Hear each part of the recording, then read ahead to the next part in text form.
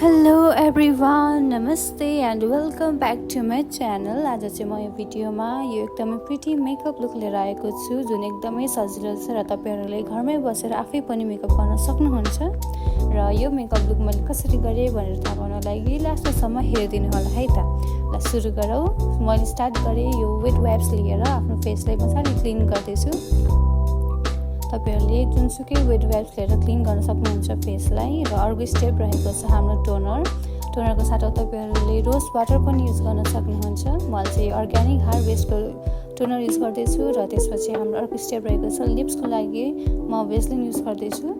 Vaseline कि त lip बाम use गर्न सक्नुहुन्छ।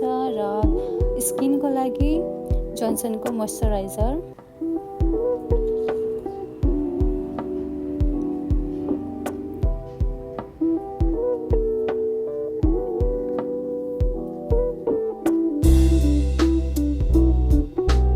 अब हाम्रो मेकअपको अर्को स्टेप रहेको छ प्राइमरको लागि म यो ओजीको प्राइमर युज गर्दै छु जस्ट 1 पम्प।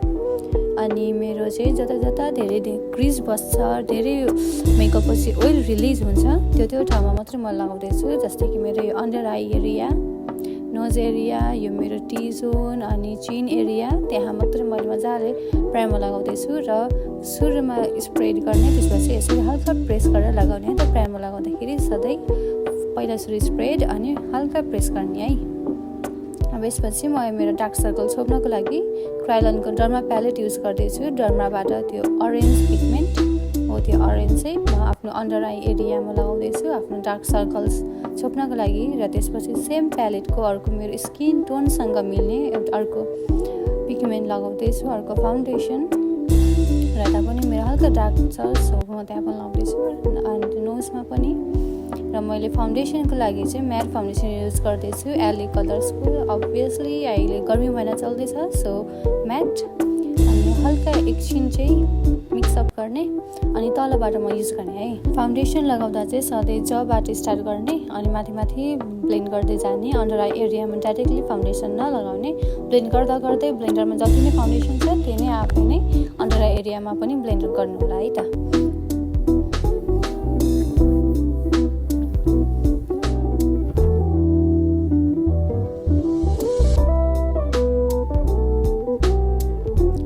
सेम उताको जस्तै यो साइडमा पनि जबाट फाउन्डेसन लगाउने एन्ड ब्लेन्ड गर्ने। ब्लेन्डरमा जति नै प्रोडक्ट हुन्छ फाउन्डेसन हुन्छ त्यही नै ब्लेन्ड गर्दै अन्डर आई एरियामा जाने। अन्डर आई एरियामा धेरै लेयर्सहरू बाक्लो गरेर चाहिँ नलगाउने है। अनि फाउन्डेसन पछि अर्को स्टेप रहेको छ हाम्रो कन्सिलर चाहिँ फार्मेसीको कन्सिलर हो। र कन्सिलर सधैँ फाउन्डेसनभन्दा 2 सेड लाइट युज गर्ने। अनि यो कन्सिलर चाहिँ जस्ट हाम्रो फ्रन्ट एरियालाई हाइलाइट गर्नको लागि मात्रै लगाउने, जस्तै अन्डर आई एरिया, नोजको टिपमा एन्ड देन चिनमा अनि राम्रोसँग ब्लेन्ड गर्ने।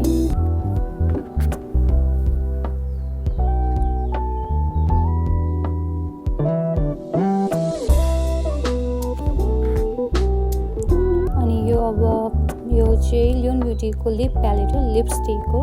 र म यो चाहिँ ब्लसको लागि युज गर्छु पिङ्क, यो छेउको पिङ्क सेड। यो फ्लफी ब्रसमा लिएर चाहिँ म चिक्समा लगाउँदैछु आफ्नो गालामा। यो एक्चुअली लिप प्यालेट हो बट म यसलाई एज अ ब्लस पनि क्रिम ब्लस जसरी पनि युज गर्न मिल्छ।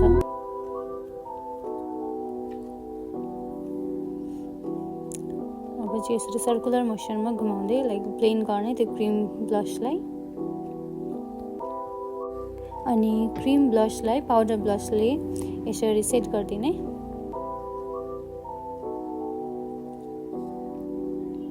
ब्लस भइसकेपछि अब फाउन्डेसन कन्सिलरलाई पनि पाउडरले सेट गर्ने राम्रोसँग। हामीले यदि कन्टुरिङ पनि क्रिम कन्ट्रोल गरिरहेछौँ भने क्रिम कन्ट्रोललाई पाउडर कन्ट्रोलले सेट गर्ने एन्ड क्रिम ब्लसलाई पाउडर ब्लसले सेट गर्ने है त। एन्ड फाउन्डेसन कन्सिलरहरू चाहिँ पाउडरले नै, म चाहिँ यो लुज पाउडर युज गर्दैछु टेक्निकको लुज पाउडर। सबै जता फाउन्डेसनहरू हामी लगाएका थियौँ त्यहाँ सबै एन्ड देन यो इसेन्सको हाइलाइटर यो नोजको टिपमा अनि हाम्रो यो चिक बोन्समा।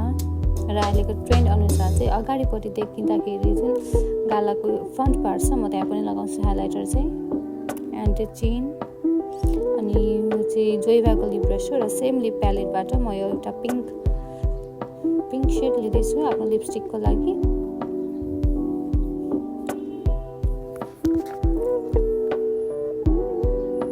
मलाई चाहिँ त्यो माथि लिप्सको माथिबाट त्यो दुईवटा चुच्चो गरेको चाहिँ मन पर्दैन, सो म यसरी लगाउँछु लिपस्टिक चाहिँ सधैँ नै। मेरो बेस भयो, लिप्स पनि भयो। अब आँखाको पालो। आँखा मैले एउटा आँखा चाहिँ मैले अफ क्यामेरा नै गरिसकेँ, टाइम एकदम धेरै लाग्ने भएको भएर, र एकदम सिम्पल छ अनि न्युडवाला, र यो सेम अघि नैको क्रायोलनको डर्मा प्यालेटको एकदम लाइट सेड हो यो चाहिँ। तपाईँहरूले यस्तो खालको फाउन्डेसनको साथै एउटा लिक्विड कन्सिलर पनि लगाउन सक्नुहुन्छ, बट यसरी आई एरियामा बेस बनाउँदाखेरि चाहिँ कन्सिलर लाइट सेडको युज गर्नु होला।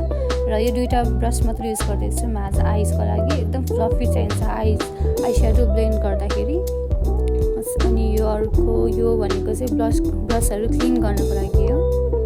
एन्ड आई म्याजिकको आई स्याडो प्यालेट, यसबाट मैले 3टा मात्र युज गर्दैछु आज। जस्तो कालोको साइडको जुन त्यो क्ल्यारेट एन्ड जिन्जर, यो क्ल्यारेट सेड, अर्को रहेको छ न्युड सेड माथिको जिन्जर, अनि यो डायमन्ड सिमरको लागि चाहिँ यो डायमन्ड युज गरिरहेको छु मैले।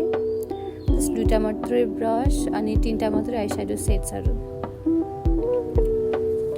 अनि अर्को यो न्युडवाला जिन्जर एन्ड क्ल्यारेट, जस्ट 3टा मात्रै है त। सुरुमा यो न्युड सेड लिए, यो ठुलो यो डियु केयरको आई स्याडो ब्लेन्डिङ ब्रस हो। एन्ड दुईटै ब्रस एउटै नै खालको छ, बट साइजमा यो डियु केयरको थोरै ठुलो छ र अर्को बिएस कस्मेटिक्सको चाहिँ थोरै सानो छ। र यो क्रिज एरियाबाट स्टार्ट गर्ने सधैँ आई स्याडो लगाउँदाखेरि। क्रिज एरिया भनेको चाहिँ जुन यसो भित्र गएको छ नि हो, त्यसलाई चाहिँ क्रिज एरिया भन्छ है। त्यहाँबाट चाहिँ गोलो गोलो गर्दै घुमाउँदै ब्लेन्ड गर्दै क्रिज एरियाबाट स्टार्ट गर्ने है त सधैँ। अनि आई स्याडो युज गर्दाखेरि सधैँ डार्कबाट नगर्ने, लाइट सेडबाट स्टार्ट गर्ने, लाइट सेडबाट हुँदै अनि डार्कमा जाने। सो पहिला सुरु यो पछाडि आउटर कर्नरमा क्रिज एरियामा गर्दै गर्दै म भित्र इनर कर्नरमा जाँदैछु, ब्लेन्ड गर्दै आउटर टु इनर कर्नर, यता साइडबाट उता साइडसम्म है त।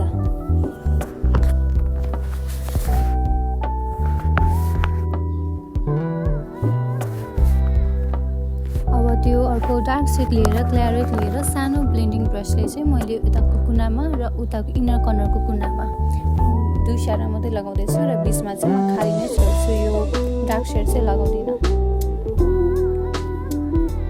यताको स्याडो डार्क सेड र बिचमा चाहिँ खाली नै छोड्ने। पहिला अब ब्रसलाई क्लिन गर्ने। अब ब्रसलाई क्लिन गरिसकेपछि ब्रसमा केही पनि नलिकन यतिकै त्यो डार्क सेडलाई चाहिँ न्युड सेडसँग मात्रै ब्लेन्ड गरिदिने है त। ब्लेन्ड ब्लेन्ड ब्लेन्ड मजाले। अब डायमन्ड सेड, त्यो आई म्याजिकको प्यालेटबाट सिमर सेड, सिमर जुनसुकै सिमर लिँदा पनि हुन्छ, बट म चाहिँ सबै न्युड नै गराएको छु, र सिमर सेड चाहिँ अलिक लाइट नै हुनुपर्छ है। र त्यो मैले बिचमा खाली ठाउँ छोडेको ठाउँमा चाहिँ मैले सिमर लगाउँदैछु डायमन्ड। र सिमर लाउँदाखेरि ब्रसले भन्दा आफ्नो फिङ्गर टिप्सले गर्दाखेरि चाहिँ अलिक धेरै अनि राम्रो पिगमेन्ट आउँछ, राम्रो कलर आउँछ है। अनि यसरी सिमर लगाइसकेपछि चाहिँ भित्र मात्रै दगाल्दैछु म त्यो बाहिरको आई स्याडोहरूलाई। अनि फर्स्टमा डार्क स्याडो क्ल्यारेट सानो ब्रसले, र त्यसपछि डार्कलाई चाहिँ यो लाइट सेडले माथि जुन सेड युज भएको छ त्यसैले नै ब्लेन्ड गर्ने है।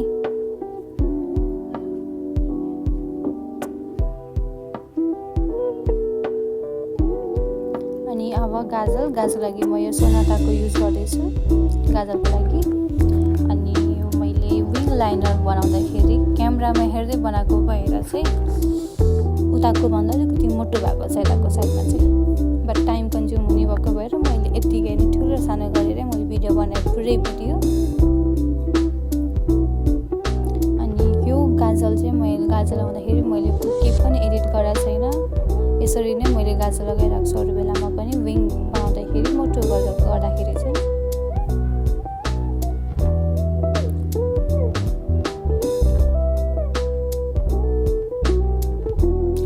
विङ लाइनर बनाउँदाखेरि गाजल लगाउँदाखेरि सधैँ बिचबाट स्टार्ट गर्ने, अनि मेन फोकस भनेको चाहिँ यो पुच्छरलाई मात्रै दिने है। अगाडिबाट चाहिँ सुरुबाटै स्टार्ट चाहिँ गर्नु पर्दैन, सधैँ बिचबाट गर्ने र पुच्छरमा लैजाने, अनि पछि बल्ल अनि अगाडिपट्टिको लाइन बनाउने।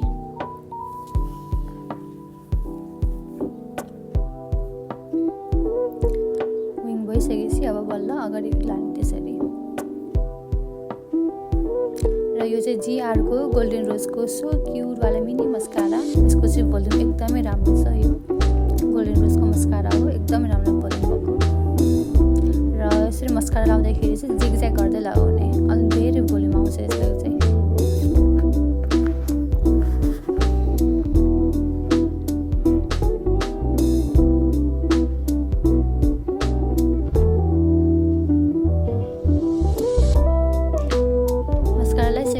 अब अर्को स्टेप हाम्रो फेक आइल्यासेसलाई यसरी पहिला ग्लु लगाए, हल्का विगल गरे, राम्रो सेप ल्याउँछ भनेर, अनि 1 घन्टासम्म फुक्दै बस्ने त्यसले ग्लुलाई। ल्यासेसले कतिको फरक पर्छ भनेर तपाईँले देखिसक्नुभयो होला। ल्यासेस लगाएपछि एकदमै ग्ल्याम लुक आउँछ।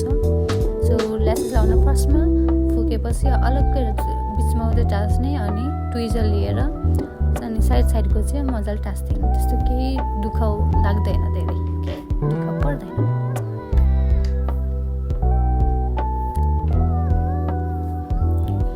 अब ल्यासेस लगाइसकेर पनि एकछिन हावा हम्काउनुपर्छ, एकदम एकछिन त्यसलाई ड्राई हुन दिनुपर्छ।